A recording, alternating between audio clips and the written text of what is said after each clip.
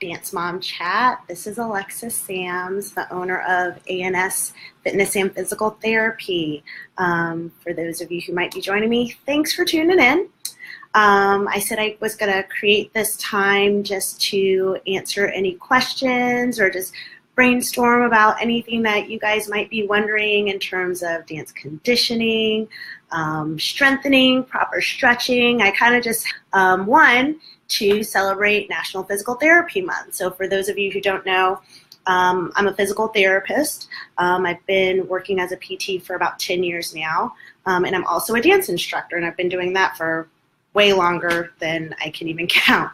So I've been really fortunate to be able to combine both the teaching side and my PT experience side to start my own business and be able to be of service to dancers, parents of dancers, instructors across the entire spectrum. So whether you're taking one class a week or if you're working or transitioning into a professional career, I'm making myself available to help.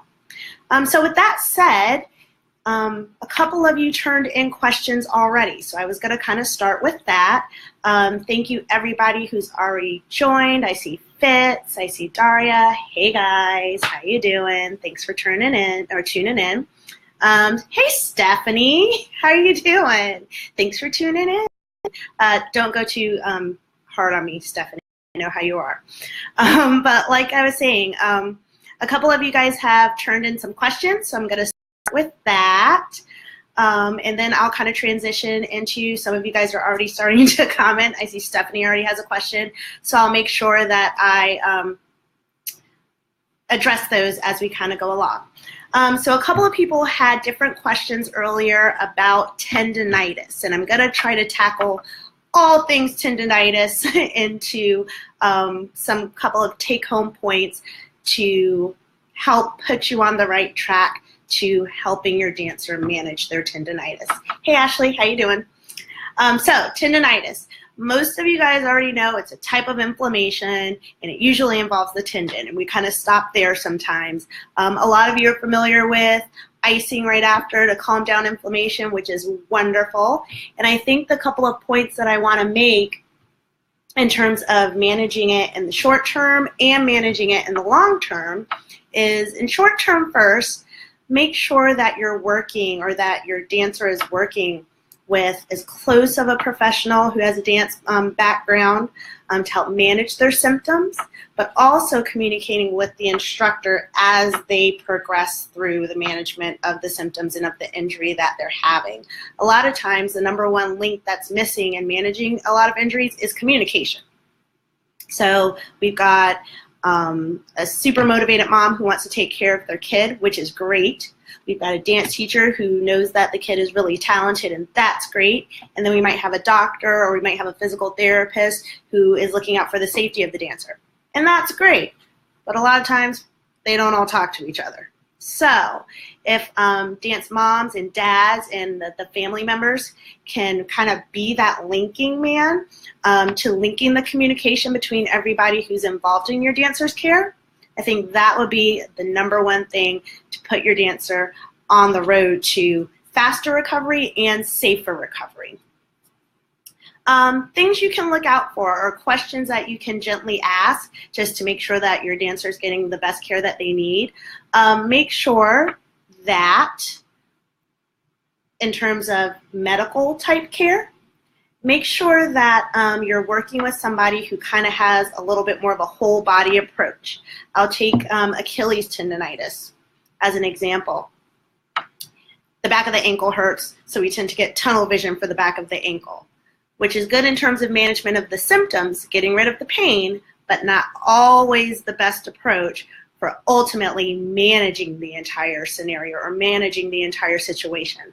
A lot of times that Achilles tendinitis is flaring up because there's foot and ankle joint instability. Sometimes it's either even instability in the hip, and a lot of times it also links into core instability. So even though the problem is rising out of the ankle or you're feeling it at the ankle, just kind of be a little advocate and make sure that the entire body is kind of at least skimmed over, just a little screen to make sure that there aren't any other unstable joints that might be causing the Achilles to overact. And that might be the result of, or that might be what's causing the tendonitis. Somebody also, like I said, I was going to bundle in the tendonitis issues kind of all together. Somebody specifically asked about managing FHL tendonitis, flexor hallucis longus tendonitis, and that's one of the major muscles that bends the big toe in the foot. Same thing. The pain is in the toe. We know there's a problem with the toe, but sometimes it takes a little bit of thinking outside of just the toe. So again, looking into the stability of the ankle, looking into the stability of the knee, and even, excuse me, working your way up and looking into the stability of the hip and even low back. That can all trickle down into having a problem with that little toe, and making sure that when the pain is gone, the dancer's working safely to make sure it's gone. So let me just recap. Tendonitis. This can actually go for anywhere, but specifically somebody asked me about Achilles tendonitis and FHL tendonitis. The first two things, or the top two things that I would say, is make sure that everybody's communicating effectively between the dance teachers, medical team, parents. I'm going to throw one more in there. PE teachers.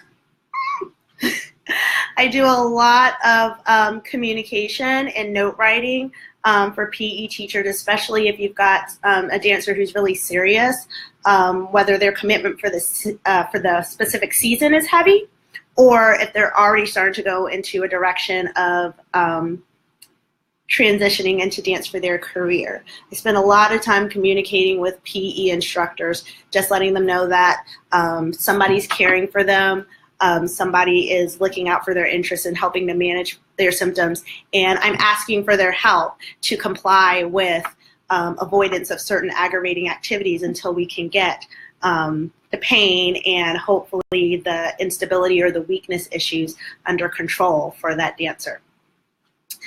So number one, tendonitis management, communication. Try to get as many people on the same page with the management of your dancer.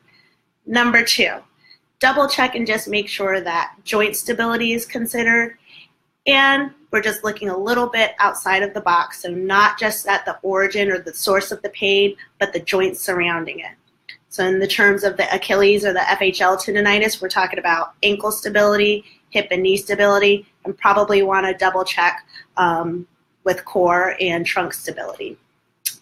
I'm going to scroll up if I can.